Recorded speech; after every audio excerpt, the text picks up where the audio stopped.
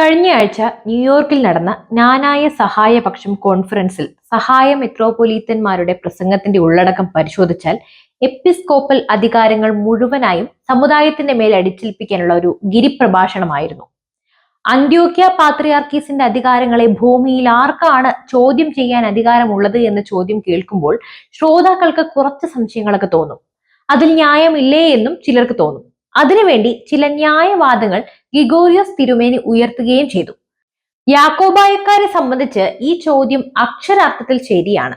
കാരണം അവർക്ക് ഒരു ഭരണഘടന സ്വന്തമായി ഇല്ലാത്തതുകൊണ്ട് പാത്രിയാർക്കീസ് ബാവ എന്ത് പറഞ്ഞാലും ബാരക്മോർ പറഞ്ഞ് അത് അനുസരിക്കുവാൻ മാത്രമേ അവർക്ക് സാധിക്കൂ.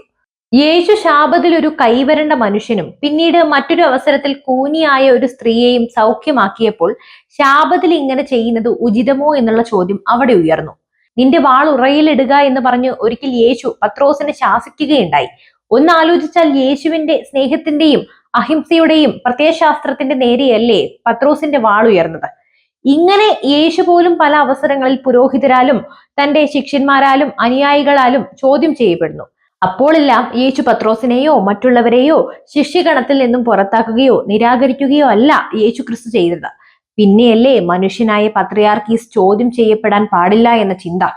1956 തിരുവിതാംകൂർ, മലബാർ തുടങ്ങി നാട്ടുരാജ്യങ്ങൾ കൂടി കേരളം രൂപീകൃതമായി. പക്ഷേ അന്നും രാജാവ് എന്ന വിളിപ്പേര് അഥവാ പദവി നിലനിന്നിരുന്നു. 1975 ഇന്ദിരാഗാന്ധിയുടെ കാലത്ത് ഈ രാജപദവി നിയമം മൂലം എടുത്തു കളഞ്ഞതോടെ ഈ രാജാക്കന്മാർ വെറും സാധാരണ ജനങ്ങളെപ്പോലെ ശ്രീമാനായി. എന്നാൽ ചില നാട്ടുരാജാക്കന്മാർ ഇതിനെതിരെ സുപ്രീം കോടതിയെ സമീപിച്ചു. 1993 സുപ്രീം കോടതിയുടെ ഭരണഘടനാ ബെഞ്ച് ആ പരാതി തള്ളി. അതോടെ അവരൊക്കെ വെറും ശ്രീമാനായി മാറി. ഒരു ജനാധിപത്യ രാജ്യത്തിന് ഒരു ഭരണഘടന പ്രാബല്യത്തിൽ വന്നാൽ അതിൽ പ്രകാരമേ പ്രവർത്തിക്കാൻ സാധിക്കൂ. നിലവിൽ സുപ്രീം കോടതി അംഗീകരിച്ച ഒരു ഭരണഘടന ജ്ഞാനായ സമുദായത്തിനുമുണ്ട്. അതുകൊണ്ട് അതിന് വിപരീതമായി പാത്രിയാർക്കീസ് ബാവ എന്ത് കൽപ്പന പുറപ്പെടുവിച്ചാലും ആരെങ്കിലും ആ കൽപ്പനയും കൊണ്ട് കോടതിയെ സമീപിച്ചാൽ ആ കൽപ്പനയ്ക്ക് അല്പായുസേ കാണും. ഇത് മനസ്സിലാക്കി സഹായ മെത്രാപൊലീത്തന്മാർ സമുദായത്തോടൊപ്പം നിന്ന് പാത്രിയാർക്കീസിനുള്ള വില കളയാതിരിക്കുക. എന്നാൽ ജ്ഞാനായക്കാർക്ക് 1952 അന്ത്യോക്യ പാത്രിയാർക്കീസിനാൽ അംഗീകരിച്ചും ഇന്ത്യൻ പരമോന്നത കോടതിയുടെ വിധിയാൽ നിയമസാധ്യത ഉള്ളതുമായ ഒരു ഭരണഘടന ഉള്ളതുകൊണ്ടും എപ്പിസ്കോപ്പൽ അധികാരങ്ങൾ പോലും ഭരണഘടനയ്ക്ക് വിധേയമായിട്ട് മാത്രം ജ്ഞാനായ സമുദായത്തിൽ നടപ്പാക്കാൻ കഴിയൂ എന്ന് ഈ സഹായ മെത്രോപൊലീത്തന്മാർ മനസ്സിലാക്കണം.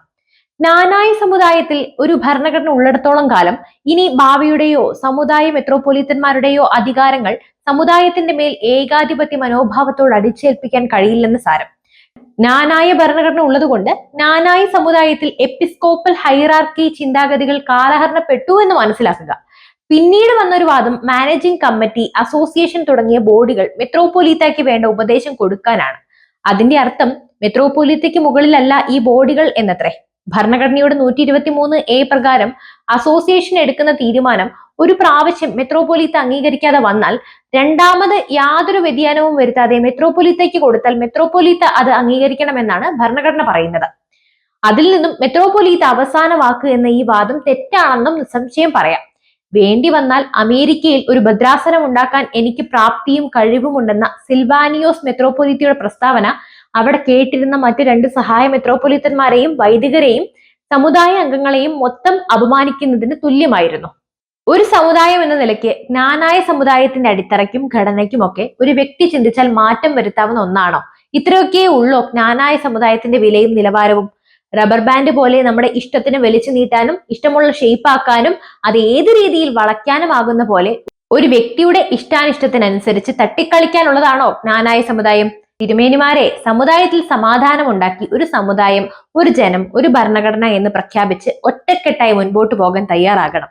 അങ്ങനെ മുൻപോട്ട് വരികയാണെങ്കിൽ ഒറ്റക്കെട്ടായി പഴയതെല്ലാം മറന്ന് ഈ ജനം കൂടെ കാണും.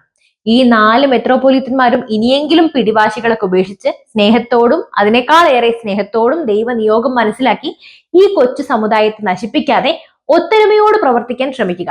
ഇവർക്ക് 4 പേർക്കും അതിനുള്ള സൽബുദ്ധി ദൈവം കൊടുക്കട്ടെ എന്ന് ജ്ഞാനായ മക്കൾ പ്രാർത്ഥിക്കണം.